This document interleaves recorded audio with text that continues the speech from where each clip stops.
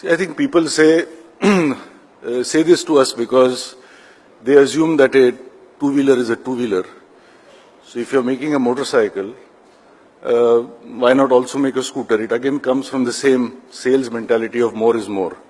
And I tell them this is like saying to Sachin Tendulkar that he should play baseball because that is about a bat and ball also. So what's the difference between baseball and cricket? It doesn't work like that because when you are wanting to be a global company, I mean, look at someone like Gillette, for example, something that all of us are familiar with because it's the best that a man can get. At least at our age, it's the best that a man can get. So, I mean, what I'm trying to say is Gillette apparently today has 60% global market share in what it does. It is synonymous with that. When you think of a burger, you don't go to Pizza Hut. When you think of pizzas, you don't go to McDonald's. So business is more about perception than reality. When a customer walks into my dealership, for me, the most important person in the company is neither the watchman nor the chairman. It's the salesman at the dealership. He has to answer to the customer, why mine? He has to be able to stand up and say, please buy mine because the whole world is buying mine. Because the fact of the matter is we all buy what other people buy. I mean, we don't have the guts to make and the wisdom to make such a very reasoned and wise choice. So I am saying that in life we should climb only one mountain at a time. If there comes a time when Bajaj has we have only 10% global motorcycle market share.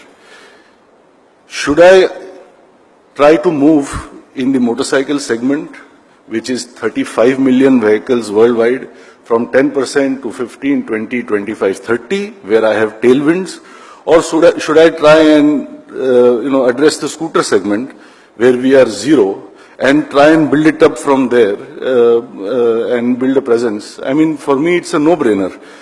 But the problem is, again, these management concepts like reimagine and re-engineer, because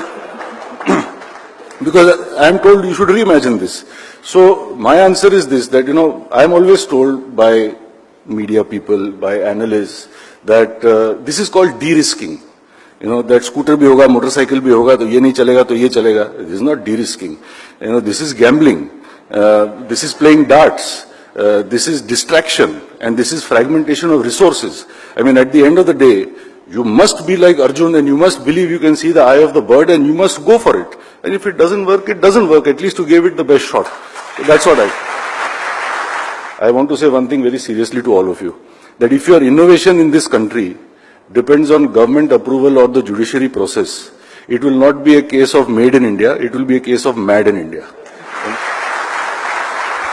Yoga teaches us, especially if you follow the 8 petals of yoga, to strengthen our immune system from within. It's like saying if you have an accident and God forbid you break your leg, your first port of call is not going to be to use a walking stick. You're going to do physiotherapy and strengthen yourself. In our case, we made a lot of scooters at one time, but our R&D was a big zero. Don't go and tell my father this, otherwise I'll lose my inheritance. But this is my opinion anyway. And the answer to not having an R&D doesn't mean you go and sell something cheap. The answer to not having an R&D is not to go and engage a consultant. The answer to not having an R&D is to develop your own capability. And I started long time back in '96 with 4 young engineers to do that. Why is it in the aviation sector, a sector which is known to be very difficult, Indigo does so well, for example, and Kingfisher does so badly? I jokingly tell people it is because in Kingfisher there is no business model, there are only models. But having said that, the point I'm trying to make is we have to look inside before we look outside.